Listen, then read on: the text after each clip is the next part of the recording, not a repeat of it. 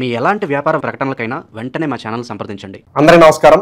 ప్రస్తుతం మనతో పాటు సుప్రసిద్ధ జ్యోతిష్య వాస్తు పండితులు బ్రహ్మశ్రీ డాక్టర్ నాయకంటి మల్లికార్జున శర్మ గారు ఉన్నారు. సో అక్టోబర్ మాసంలో మేషరాశి వారి పరిస్థితి ఏ విధంగా ఉండబోతుందో గురువు గారిని అడిగి తెలుసుకుందాం. నమస్కారం గురువు. నమస్కారం అండి. సో అక్టోబర్ మాసం విశేషంగా మేషరాశి వారి పరిస్థితి ఏ విధంగా ఉంటుంది, ఎలాంటి జాగ్రత్తలు తీసుకుంటారు? ప్రేక్షకులందరికీ కూడా విజయదశమి శుభాకాంక్షలు.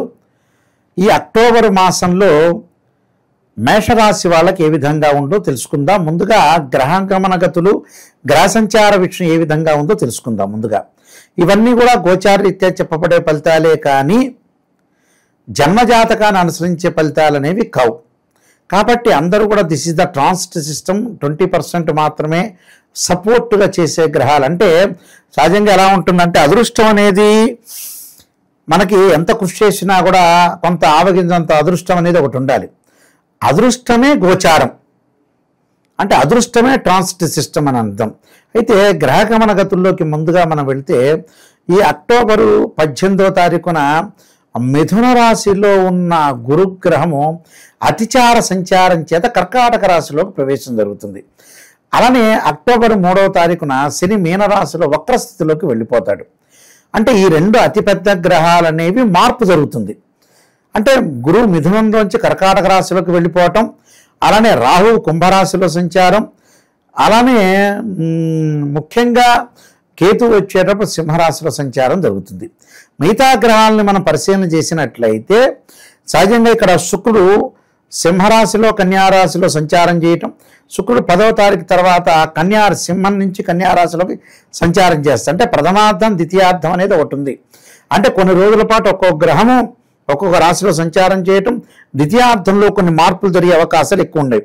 అలానే రవి అంటే ఏదైతే ఇక్కడ కుజుడు సింహరాశి నుంచి సింహము కన్యారాశిలో సంచరిస్తారో రవి వచ్చేటప్పుడు కన్యా తులారాశిలోకి సంచారం చేయటము, అలానే ముఖ్యంగా కుజుడు వచ్చేటప్పటికల్లా తులా వృశ్చిక రాశిలోకి సంచారం చేయటం, అలానే బుధుడు వచ్చేటప్పటిగా తులా వృశ్చిక రాశిలో సంచారం చేస్తారు. ఇది గ్రహస్థితి. ఈ గ్రహస్థితిలో ముఖ్యంగా మేషరాశి వాళ్ళకి ఏ విధంగా ఉందో తెలుసుకుందాం.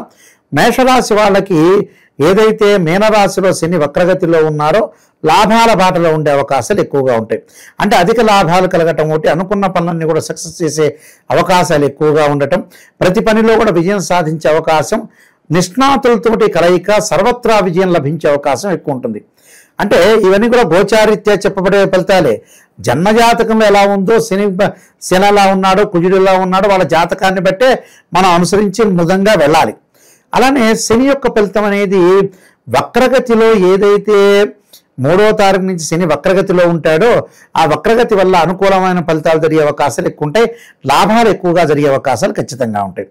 అలానే గురువు 18వ తారీఖు వరకు కూడా మిథున రాశిలో సంచారం చేయటం వల్ల ఈ మేషరాశి వాళ్ళకి వ్యయాధిపతి, అలానే వ్యయాధిపతితో పాటు వీళ్ళకి భాగ్యాధిపతి అయిన గురువు తృతీయ చతుర్థాల్లో ఉంటాడు. అంటే తృతీయం అంటే 18వ తారీఖు వరకు ఉంటారు, 18 నుంచి చతుర్థ స్థానంలోకి వెళ్తాడు. తృతీయంలో ఉన్న చతుర్థంలో ఉన్న మిశ్రమ ఫలితాలు ఎక్కువగా ఉంటాయి. అంటే గురువు 2, 5, 7, 9, 11 స్థానాల్లోనే మంచి ఫలితాలను ఇచ్చే అవకాశం ఒకటి ఉంటుంది. కాబట్టి ధనపరంగా ఇబ్బందులు లేకపోయినా ఉద్యోగపరంగా ఇబ్బందులు ఉండవు, వ్యాపార పరంగా ఇబ్బందులు ఉండవు, కానీ డబ్బును పొదుపు చేయటం అనేది చేసుకోవాలి. అంటే వృధా భ్రమణం, వృధాగా తిరగటం, డబ్బులు అనవసరంగా ఖర్చు పెట్టడాలు, ఖర్చు పెట్టేది ఏదో తెలియలేకపోవటం, ఇలాంటి వాటిల్లో కొంత పొదుపు పాటించి ముందుకెళ్ళటం చాలా ఇంపార్టెంట్ ఇక్కడ. అంటే శని బాగున్నాడు, అలానే మేషరాశి వాళ్ళకి రాహువు బాగున్నాడు.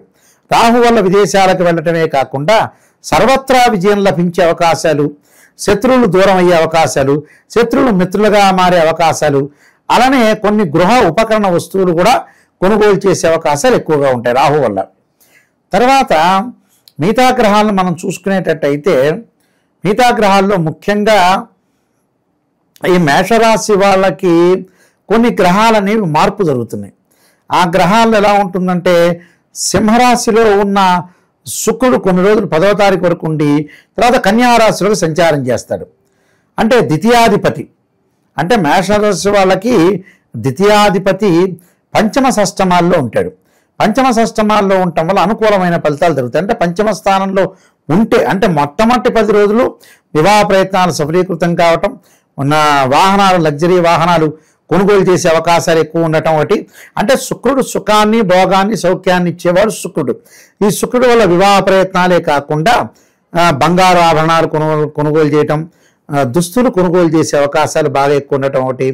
అలానే నూతన వ్యాపారాల్లో ముందుకు వెళ్ళే అవకాశాలు, అలానే భాగస్వామ్య వ్యాపారం కూడా బాగా కలిసి వస్తుంది. అంటే మొట్టమొదటి 10 రోజులు మాత్రమే. అంటే ద్వితీయాధిపతి ఏదైతే ఉంటాడో ఆ ద్వితీయాధిపతి సింహరాశిలో 5వ స్థానంలో ఉండటం వల్ల మంచిది. మళ్ళీ 6వ స్థానానికి వస్తే ఇవన్నీ చేయకూడదు. అక్టోబర్ 10 తర్వాత శుక్రుడు బాల, కొద్దిగా మిశ్రమైన ఫలితాలు ఎక్కువగా వచ్చే అవకాశాలు ఎక్కువగా ఉంటాయి. ఇది అందరూ కూడా ప్రేక్షకులందరూ కూడా గుర్తుపెట్టుకోవాలి. అయితే మిగతా గ్రహాలను మనం చూసుకునేటట్టయితే ఏదైతే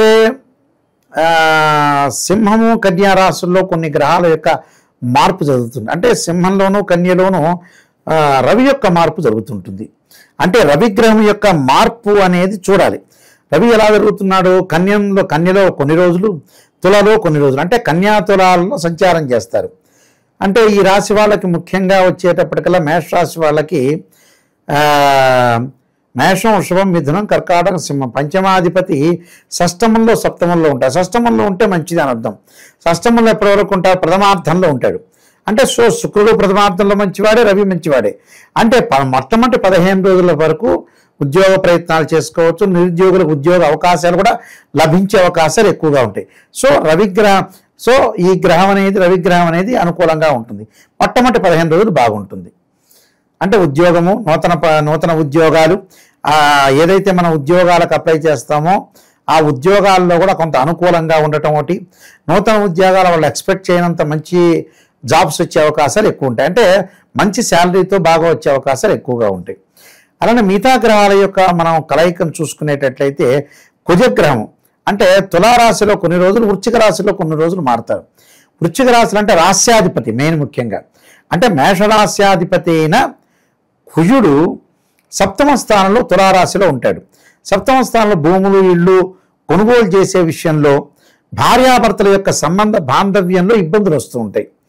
అంటే సర్దుబాటుతనం లేకుండా, అంటే వైఫ్ అండ్ హస్బెండ్ రిలేషన్ అనేది కాంట్రవర్షన్ కాకుండా కాంప్రమైజింగ్గా వెళ్ళాలి. అంటే సర్దుబాటుతనంతో ముందుకెళ్ళటం మంచిది. సర్దుబాటుతనం లేదనుకోండి ఎన్నో ఇబ్బందులు కలిగే అవకాశాలు ఎక్కువ ఉంటాయి. కాబట్టి భర్త ఒక మాట అన్నా, భార్య ఒక మాట అన్నా కూడా సర్దుబాటు చేసుకొని ముందుకెళ్తే మనకు మంచి జరిగే అవకాశాలు ఎక్కువ ఉంటాయి. ఎందుకంటే రాస్యాధిపతే 7వ స్థానంలో ఉన్నాడు. 8వ స్థానంలో ఉన్నప్పుడు, 8వ స్థానం ఎప్పుడు వస్తాడు? ద్వితీయార్థంలో వస్తాడు. అంటే 15వ తారీఖు తర్వాత ద్వితీయార్థంలో వచ్చినప్పుడు కూడా కుజుడి యొక్క ప్రభావం వల్ల ఆరోగ్యపరంగా, ఆరోగ్యం అంటే ప్రమాదాల పరంగా జాగ్రత్త ఉండాలి. అంటే వాహనాలను అతి స్పీడ్గా నడపకుండా, వాహన ప్రమాదాలు జరగకుండా, దీర్ఘకాలిక వ్యాధుల విషయంలో కొంత శ్రద్ధ పెట్టడం చాలా మంచిది. అలానే ఇది కుజుడి యొక్క ప్రభావం. బుధుడి యొక్క ప్రభావం ఉంటుంది. బుధుడు తుల, వృశ్చిక రాశుల్లోకి వెళ్తాడు. ప్రథమార్థంలో తులలో ఉంటాం, తర్వాత వృశ్చికంలోకి వెళ్తాడు. అంటే తృతీయాధిపతి అయ్యాడు. ఇక్కడ మేషరాశి వాళ్ళకు తృతీయాధిపతి, షష్టమాధిపతి అయిన బుధుడు 8వ స్థానంలో ఉన్నాడు. అంటే ఏదైతే తులా, వృశ్చిక రాశుల్లో ఇక్కడ ముఖ్యంగా 7వ, 8వ స్థానంలో ఉన్నాడో వ్యాపార పరంగా ఆచితూచి అడుగు వేయాలి. ఏ వ్యాపారం చేసినా కూడా డబ్బులు అనేవి ఎక్కువగా ఖర్చు పెట్టుకోకుండా ఎంతవరకు మితంగా ఖర్చు పెట్టుకోవాలో మితంగా ఖర్చు పెట్టుకొని ముందుకు వెళ్ళాలి. అది చాలా ఇంపార్టెంట్. దాన్ని అనుసరించి వీళ్ళు ముందుకు వెళ్తే వీళ్ళకి మంచి జరిగే అవకాశం ఉంటుంది. కొన్ని పరిహారాలు చేసుకొని ముందుకు వెళ్ళాలి. గురుగారు, విశేషంగా ఈ మాసంలో ఎలాంటి పరిహారాలు, దైవారాధన వీళ్ళకి బాగుంటాయి అంటారు? ముఖ్యంగా ఈ రాశి వాళ్ళకి గురువు బాగలేదు కాబట్టి దత్తాత్రేయ స్వామి యొక్క కవచాన్ని, దత్తపాలనాన్ని, దేవానాంచ ఋషీనాంచ గురుకాంచన సన్నిభం బుద్ధిమతం త్రిలోకేశం తం నమామి బృహస్పతి అనే మంత్రాన్ని చక్కగా చదువుకోవాలి. అలానే కుజుడి యొక్క ప్రభావం కూడా ఉంది కాబట్టి అంగారకాగ్ని శక్తి అస్థాయి మే తన్నో భౌమ ప్రచోదయాత్ అనే మంత్రాన్ని చక్కగా చదువుకుంటూ 2 జంట సర్పాలను దానం చేయాలి. అంటే సుబ్రహ్మణ్య స్వామి యొక్క ఆరాధన చేయటం వల్ల వీళ్ళకి మంచి జరిగే అవకాశాలు ఎక్కువ ఉంటాయి. ఎందుకంటే ఇవన్నీ కూడా గోచారీత్యా చెప్పబడే ఫలితాలు, బర్త్ చార్ట్ ప్రకారంగా ఉండే అవకాశం అనేది ఇక్కడ ఉండదు. కాబట్టి దిస్ ఇస్ ట్రాన్స్ సిస్టమ్. అంటే మనం ఏదైతే గోచారీత్యా చెప్పబడే ఫలితాలు కొంత సపోర్ట్, లైఫ్కి సపోర్ట్ చేసే అవకాశాలు ఉంటాయి. కాబట్టి ఈ రెమెడీస్ చేసుకుని విష్ణు సహస్రనామ పాలన చేసుకోవాలి. ఓం నమః శివాయ పంచాక్షరి, తత్పురుషాయ విద్యే మహాదేవాయ ధీమహి తన్నో రుద్ర ప్రచోదయాత్ అనే మంత్రాన్ని చక్కగా చదువుకొని ముందుకు వెళ్ళాలి. ఎందుకంటే వీళ్ళకి కుజగ్రహము, రవిగ్రహము, అంటే బుధగ్రహము శుక్రగ్రహం మారిపోతారు, అంటే శుక్రుడు మారుతాడు, అలా రవి మారుతాడు, అలానే బుధుడు మారుతాడు, కుజుడు మారుతున్నాడు. ఎక్కువగా ప్రథమార్థంలో ద్వితీయార్థంలో మార్పులు ఎక్కువ జరుగుతున్నాయి కాబట్టి కొద్దిగా జాగ్రత్తగా ఉండి ముందుకెళ్ళటం అనేది మంచిది. ఓవరాల్గా మేషరాశి వారి పరిస్థితి ఏ విధంగా ఉండబోతుంది, ఎలాంటి జాగ్రత్తలు తీసుకోవాలి, అద్భుతంగా వివరించారు. ధన్యవాదాలు. నమస్కారం అండి.